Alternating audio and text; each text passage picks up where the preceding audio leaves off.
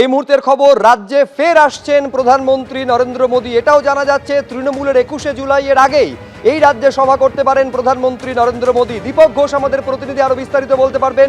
অর্থাৎ আলিপুরদুয়ারে সভার পর আবার রাজ্যে আসছেন প্রধানমন্ত্রী। দীপক, কবে আসছেন, কোথায় সভা? সম্ভাবনা যেটা তৈরি হয়েছে, আগামী 18ই জুলাই অর্থাৎ শুক্রবার তিনি রাজ্যে আসবেন এবং এখান থেকেই তার বিহার যাওয়ার কথা নির্বাচনী প্রচারে অংশ নেওয়ার জন্য।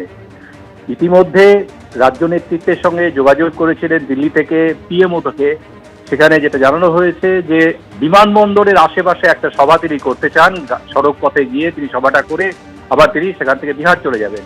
সেই অনুযায়ী রাজ্য নেতৃত্বের সিদ্ধান্ত হয়েছে যে তার জনসভা করা হবে আগামী 18 তারিখ দমদমে। দুটো মাঠ পছন্দ হয়েছে তাদের, যে কোনো একটা মাঠ চূড়ান্ত করা হবে দমদমে, সেদিন সভা করা হবে। এটা অত্যন্ত তাৎপর্যপূর্ণ যে 21শে জুলাই তৃণমূল কংগ্রেসের কর্মসূচি রয়েছে, জনসভা রয়েছে 21শে জুলাই, প্রতি বছর যেমন হয়। 21শে জুলাইয়ের ঠিক দুদিন আগে 18 জুলাই রাজ্যে তিনি আসছেন।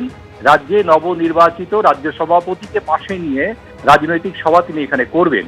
পাশাপাশি আরো একটা খবর যেটা আসছে যে প্রধানমন্ত্রীর বেশ কয়েকবার কলকাতায় আসার সম্ভাবনা তৈরি হয়েছিল, যে দমদম বিমানবন্দর থেকে নোয়াপাড়া পর্যন্ত মেট্রো রেলের কাজ প্রায় সম্পূর্ণ হয়ে এসছে, সেটা উদ্বোধন করার কথা ছিল তার, কিন্তু দফায় দফায় পিছিয়ে গেছে।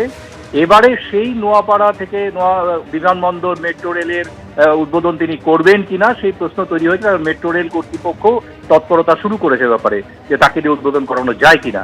তো সব মিলিয়ে যেটা একটা সরকারি কর্মসূচি আর একটা রাজনৈতিক কর্মসূচি, তিনি আগামী 18 জুলাই, ঠিক 21শে জুলাইয়ের আগে 18 জুলাই নবনির্বাচিত সভাপতিকে, রাজ্য সভাপতিকে পাশে নিয়ে সম্ভবত শুক্রবার সভা করতে চলেছেন প্রধানমন্ত্রী।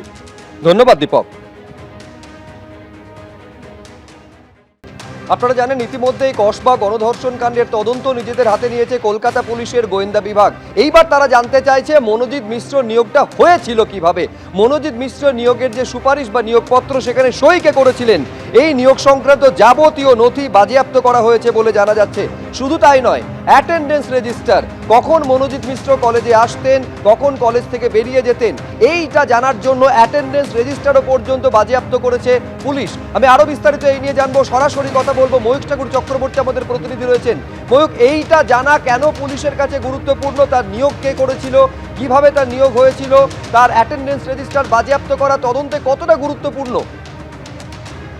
দেখো শুভজিৎ, অত্যন্ত গুরুত্বপূর্ণ, কারণ এই পড়তে এই গোটা ঘটনার তদন্তে উঠে এসেছে যে মনোজিৎ সে যথেষ্ট প্রভাবশালী। পুলিশ আধিকারিকরা তারা আলিপুর আদালতের কাছে যে পেপার জমা দিয়েছেন সেখানে জানিয়েছেন মনোজিতের প্রভাবের কথা।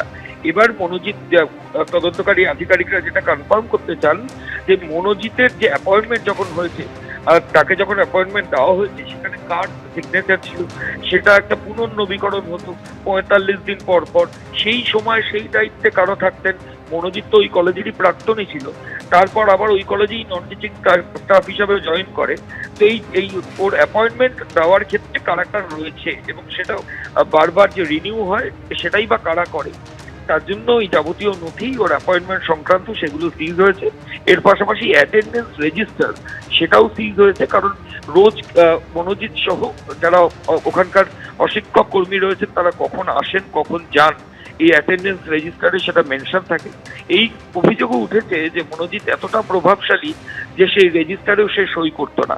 কাজে এই গোটা বিষয়গুলো পুলিশ আধিকারিকরা এক্সামিন করার জন্য রেজিস্টারটাও সিজ করেছেন।